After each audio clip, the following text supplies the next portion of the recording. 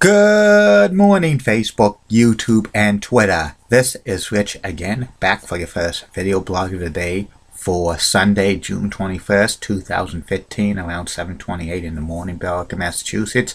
Raining like cats and dogs, heavy rain this morning. Remnants of tropical cold storm Bill. We need the rain and stuff, but could be sunny breaks. Highs could shoot up to the 70s. Some news to report. Kansas City Royals beat the Boston Red Sox by a score of 7-4. Lowell Spinners beat Vermont by a score of 7-1.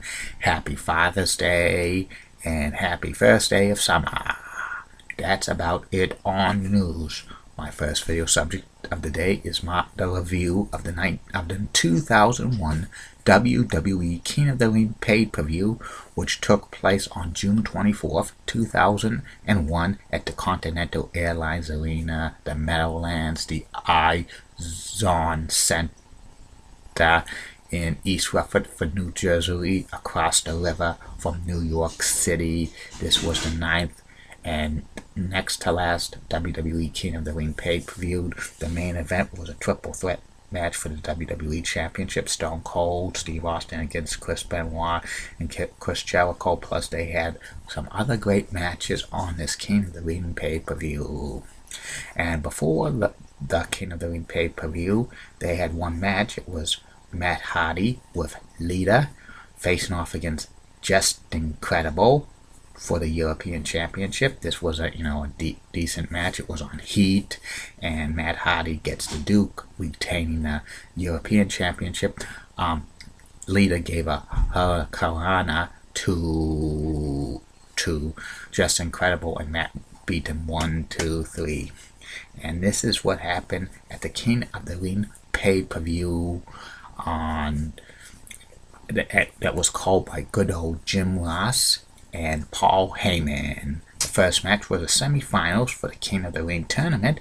It was the Olympic hero Kurt Angle, who was defending the King of the Ring crown because he wanted 2,000, facing off against Christian.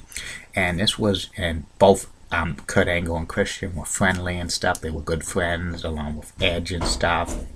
And this was like a back and forth match. Shane McMahon tried to interfere a couple of times and stuff, but to no avail. And then Kurt Angle wins with the Angle Slam 1-2-3 to advance to the King of the Ring finals. The next match was another semifinal match for the King of the Ring tournament. It was Edge facing off against Rhino. Rhino and Edge were like good friends, but their friendship was out the door. Rhino dominated most of the match. He gave a couple of scores to Edge, but Edge kicked out, and Edge speared Rhino for the 1-2-3 to go to the King of the Ring finals. The next match was for the WWE World Tag Team Championships. It was the Dudley Boys, Bubba Ray and Devon Dudley. Devon get the tables with the current champions.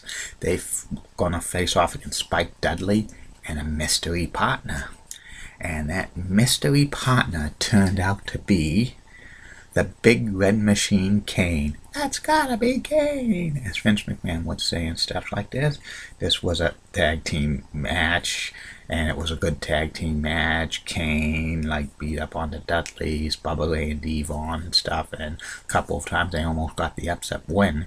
But in the end, the Dudley boys knocked out Kane, and they gave 3D to Spike 1-2-3 to retain the WWE Tag Team Championships.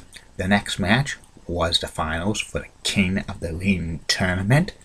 It was Edge facing off against Kurt Angle, winner to be crowned the 2001 WWE King of the Ring. This was a great match and stuff, and Shane McMahon interfered again and stuff, and Angle tried to just beat him up, but Edge gave him the spear, and then Edge beat Kurt Angle 1-2-3 to become the 2001 WWE King of the Ring. The next match was for the European Championship. It was Jeff Hardy facing off against X-Pac. for the European Championship. This was another decent match, another solid match, and the ending had Jeff give X-Pac the Swanton Bomb 1, 2, 3 to retain the WWE European Championship. And then the next match was a street fight. It was Kurt Angle facing off against Shane McMahon and stuff.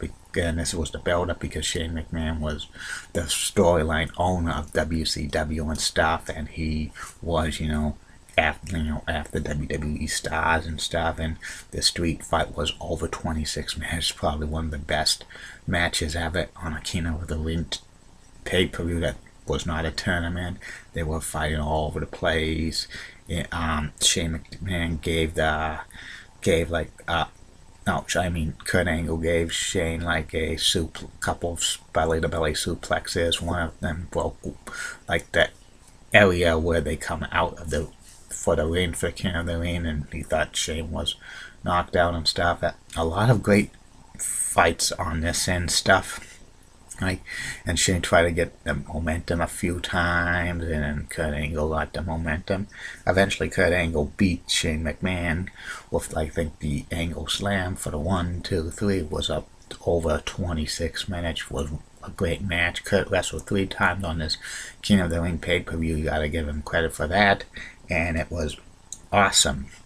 And then the main event was for the WWE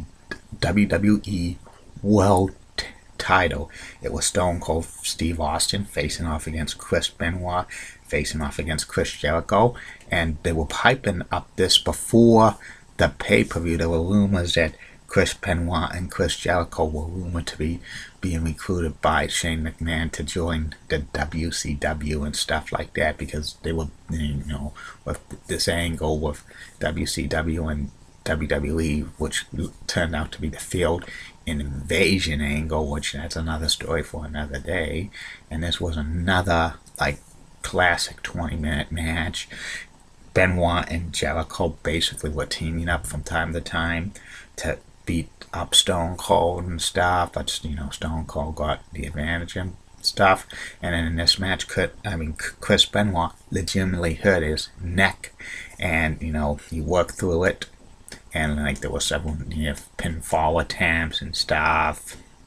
And then they had Booker T, who was the five-time WCW World Champion, interfere, makes his WWE debut, attack Stone Cold Steve Austin and stuff. And this was a great 20-minute match.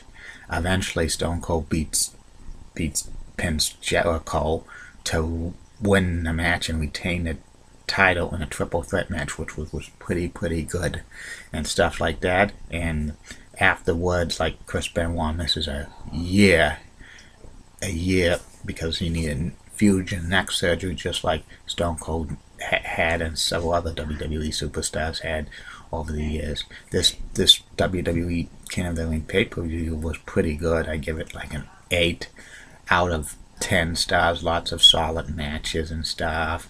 Kurt Angle wrestling 3 times was, pretty good and stuff. And it was a great pay-per-view and stuff like that. But around this time, the King of the Ring, concept was kind of being outdated because it was in the Attitude Era was in full swing and a lot of other stuff going on. So 2002, when I review tomorrow, is the last WWE King of the Ring pay-per-view. So I give this King of the Ring pay-per-view 8 out of 10. Well, that's about it on that. Be back later, 2 more video blogs. First video blog will be about MBTA Bus Route 77 from Harvard Square to Arlington Heights via Mass Ave. And then the third and final video blog of the night will end the week of famous Los Angeles sports athletes. Rob Blake, longtime defenseman of the LA Kings Hockey Hall of Fame. Bye now. Have a good day.